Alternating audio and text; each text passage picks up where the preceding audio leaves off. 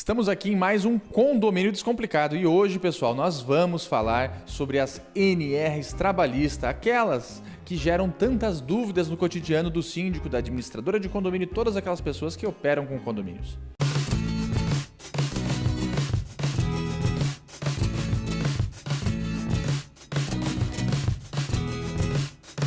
Este quadro é um oferecimento de Duplique Santa Catarina. Problemas com inadimplência condominial? A Duplique garante a receita do seu condomínio. As finanças ficam em dia e seu patrimônio valorizado. Contate a Duplique e garanta a felicidade do síndico e moradores. Apoio Jornal dos Condomínios.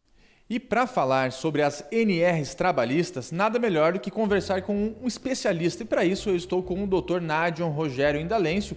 Dr. Nádion, é uma satisfação ter você no nosso Condomínio Descomplicado. Olá, Dr. Gustavo, é um prazer estar aqui com vocês e estou à disposição aí para tirar as dúvidas do pessoal. Bom, doutor, é interessante falar para quem está nos assistindo sobre quais são as normas, as NRs trabalhistas que são aplicáveis aos condomínios. Bom, nós temos, na verdade, são 37 normas regulamentadoras, mas é claro que nem todas são aplicadas aos condomínios. Das 37 normas, a gente deve prestar atenção em algumas delas e eu vou dar uma pequena explanação sobre as que têm aplicação para os condomínios. Bom, primeiro, a NR7 e a NR9. São duas normas extremamente importantes para o pessoal de condomínio, principalmente os que têm funcionários registrados no condomínio. Então, a NR9, ela trata especificamente dos riscos ambientais.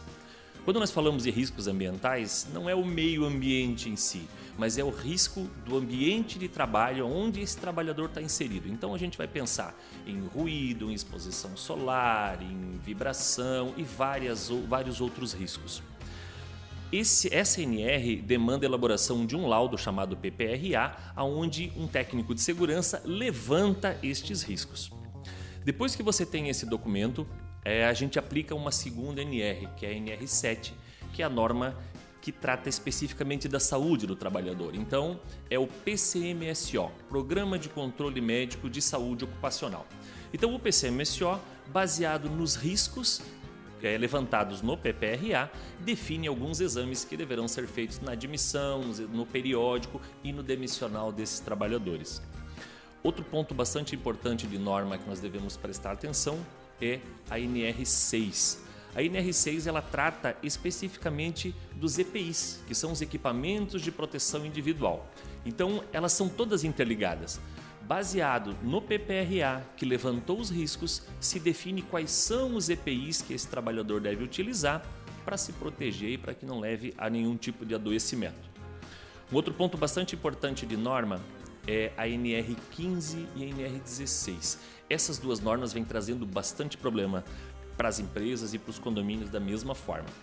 A nossa NR15, ela fala de insalubridade. Então, é a norma que vai avaliar se aquele trabalhador ele está envolvido, ele está exposto a um risco que possa adoecê-lo.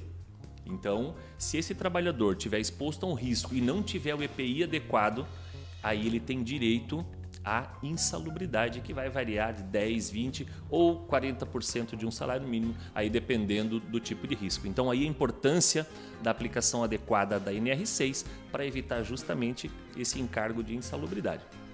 E a NR16, muito importante também, vai se ater à questão das atividades periculosas.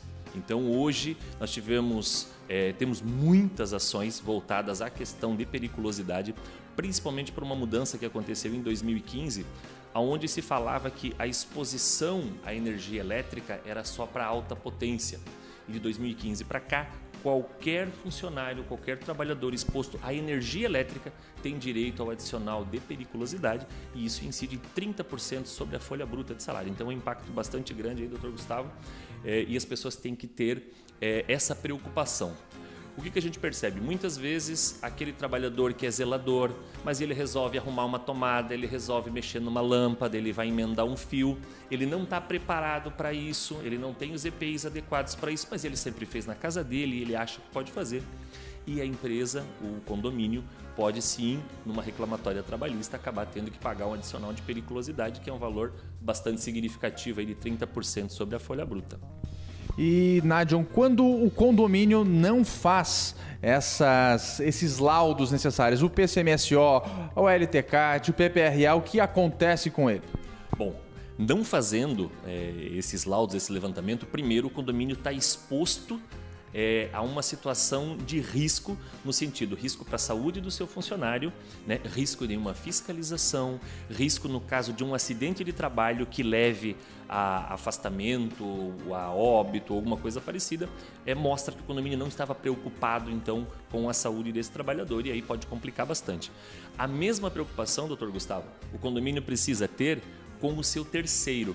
Porque muitas vezes o condomínio não tem o funcionário ou chama uma empresa terceira, seja para fazer uma limpeza numa piscina, um conserto num telhado, qualquer tipo de manutenção. Quando um trabalhador está dentro de um condomínio, o condomínio é corresponsável pelo que ocorre. Então é importante que os síndicos prestem atenção e cobrem, solicitem das empresas, dos terceiros que vêm fazer o serviço, que eles tenham esses laudos e que eles cumpram esses laudos. Então, se um síndico pede um PPRA, ele vai saber quais são os equipamentos de proteção individual que aquele trabalhador deve ou deveria estar utilizando. E é uma forma de cobrar e acompanhar para não ser corresponsável no caso de um acidente ou até uma reclamatória trabalhista.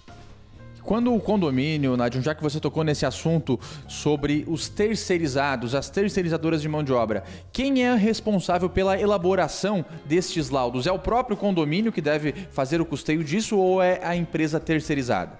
Não, quem tem o CNPJ é o responsável por desenvolver esses laudos. Então, se o condomínio tem o seu CNPJ, ele é responsável pelos seus laudos. Quando ele traz um terceiro para fazer um serviço, este terceiro sim deve ter os seus laudos e a sua responsabilidade sobre os seus trabalhadores, mas cabe ao síndico cobrar que essa empresa tenha tudo isso, tá? Então, fica a dica para você. Se você tem terceirizados no seu condomínio, é importantíssimo ter um bom contrato que especifique a obrigação para a empresa terceirizadora de mão de obra em fornecer esses laudos PCMSO, LTCAT, PPRA, dentre as outras obrigações trabalhistas. Se os funcionários são orgânicos, são contratados diretamente pelo condomínio, aí sim o condomínio fica obrigado a realizar todas essas atividades e custear também a execução destes laudos para que possa, eventualmente, numa demanda trabalhista, se resguardar e, obviamente, conceder condições de trabalho alinhadas às NRs trabalhistas. Dr. Nádion, foi uma satisfação ter você aqui no nosso Condomínio Descomplicado. Muito obrigado e na semana que vem nós nos vemos. Este quadro é um oferecimento de Duplique Santa Catarina. Problemas com inadimplência condominial? A Duplique garante a receita do seu condomínio. As finanças ficam em dia e seu patrimônio valorizado. Contate a Duplique e garanta a felicidade do síndico e moradores. Apoio Jornal dos Condomínios.